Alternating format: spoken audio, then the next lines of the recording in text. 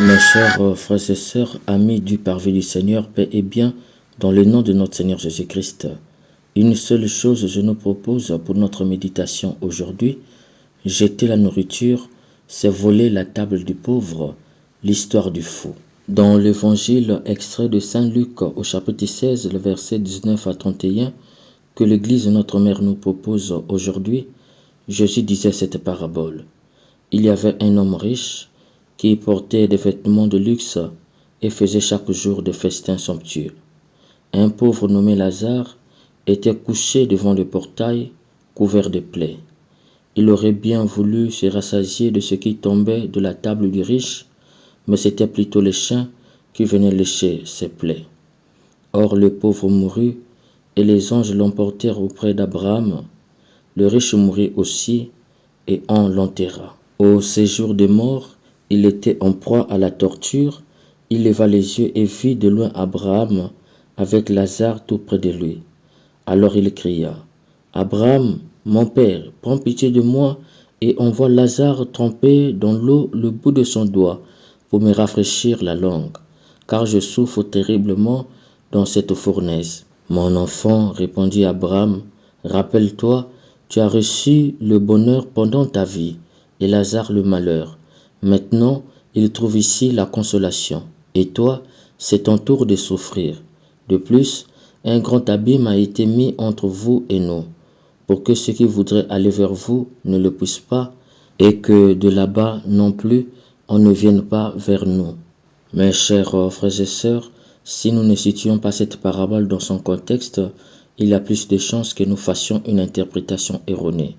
Il y a plus de chances que nous arrivions à des conclusions entre autres. Jésus décrit la géographie de l'enfer et du paradis d'une part. Jésus révèle que le riche est puni parce qu'il est riche et le pauvre est sauvé parce qu'il est pauvre d'autre part. Dire ainsi, c'est faire une interprétation carrément erronée de cette parabole. En effet, ce qu'il faut d'abord retenir est que cette parabole n'est pas une invention de Jésus. En réalité, Jésus fait allusion à une histoire populaire qui a commencé en Égypte et qui a été rendue populaire en Palestine et connue de son temps en Judée. Tous les auditeurs de Jésus savaient déjà de quoi il s'agissait dès lors qu'il a commencé à raconter cette parabole.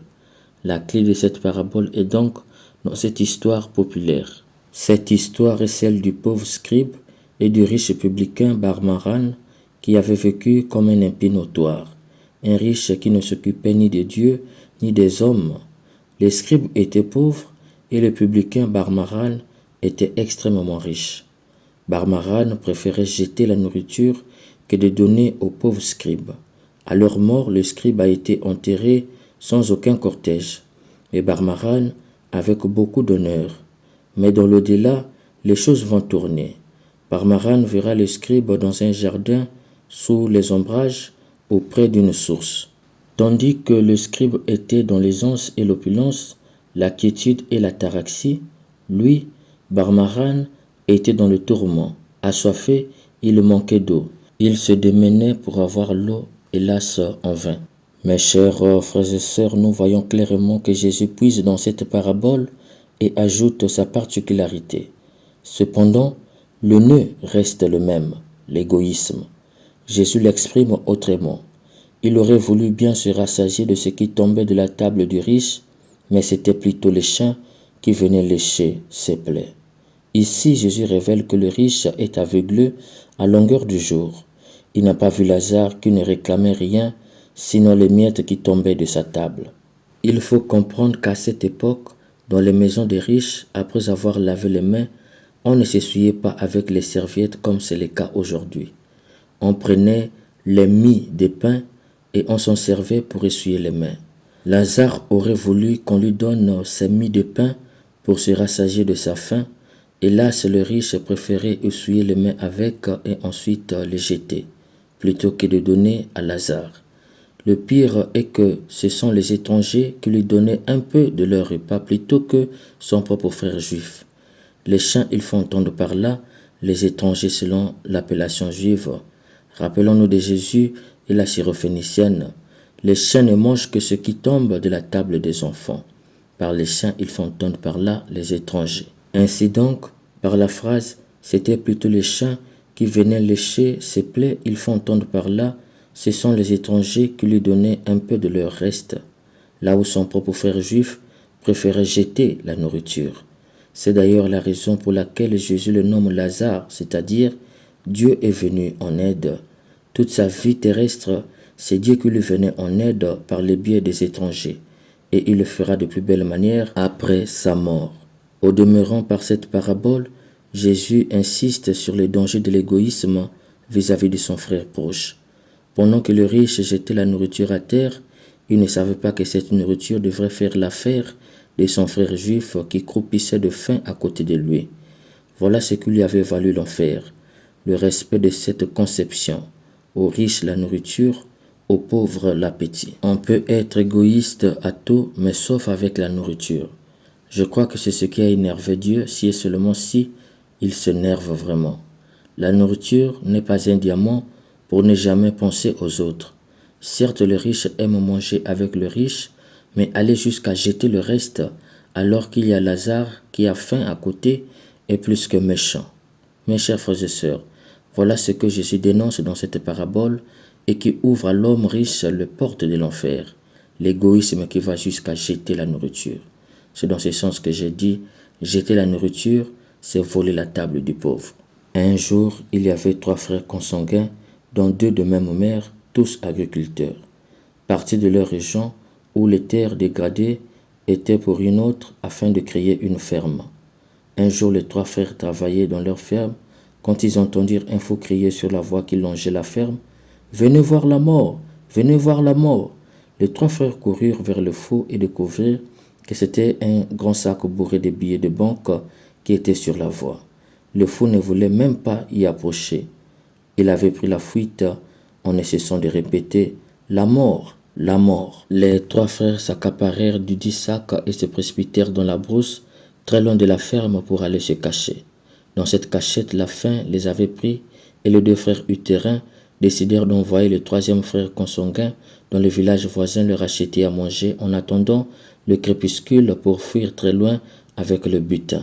Le 3e frère, après avoir acheté le manger, résolut de l'empoisonner pour tuer les 2 autres frères afin de s'accaparer lui seul du sac d'argent, ce qu'il avait mis en exécution. Au même moment, les 2 autres frères utérins complotèrent aussi contre leur unique frère pour le tuer à son tour pour que le butin revienne à eux 2. Lorsque le frère revint avec la nourriture, les 2 autres se jetèrent sur lui et le frappèrent à mort. Après avoir commis leur forfait, ils décidèrent de manger d'abord la nourriture pour pouvoir récupérer avant d'enterrer leur frère et s'enfuir très loin avec le sac d'argent. Après avoir consommé les 10 repas déjà empoisonnés par leur frère, ils trouvèrent eux aussi la mort sur place. Ainsi, les 3 frères moururent en abandonnant le sac d'argent. Dans l'au-delà, les 3 ont compris le ce pourquoi le fou appelait l'argent la mort. C'est pour te dire, cher ami, que l'argent ne te donne pas la mort. En d'autres termes, n'achète pas ta propre mort avec l'argent. Et aujourd'hui, Jésus te dit, pour éviter d'acheter la mort avec l'argent, ne jamais jeter la nourriture. Quiconque jette la nourriture vole la table du pauvre. Quand on a beaucoup d'argent, on veut avoir beaucoup de plats à table, ce qui n'est pas mauvais. Mais de grâce, je t'en supplie, si tu penses que tu ne peux pas tout consommer, prépare la quantité que tu peux finir. Si cela reste, donne aux pauvres. Hélas, ne jette pas. Ne jamais dire, comme c'est pourri, je jette. C'est très grave aux yeux de Dieu. C'est l'égoïsme, c'est voler les pauvres, et cela ouvre tout droit les portes de l'enfer. N'oublie pas, le riche qui refusait de donner la nourriture à Lazare est le même qui demande à Lazare de lui donner l'eau. Partager est une vertu des hommes et des femmes de bonheur. Le vrai repas n'a de sens que dans le partage. Aller donner aux pauvres plutôt que de jeter, voilà ce qui ouvre les portes du paradis. On ne jouit bien que dans ce qu'on partage. Tout ce qui se partage se multiplie. Quand un pauvre te dit merci et te bénit, il n'y a pas plus mieux qu'une prière d'intercession. Partager sa nourriture aux pauvres masque une multitude d'imperfections devant Dieu. Qui jette la nourriture se perdra et qui la partage aux pauvres sera sauvé. Toute quantité de trop dans ton congélateur est la part d'une famille pauvre. La jeter, c'est voler le pauvre. Que l'Esprit Saint nous aide à comprendre que le goût de la vie c'est dans le partage de la nourriture et de la boisson. Amen.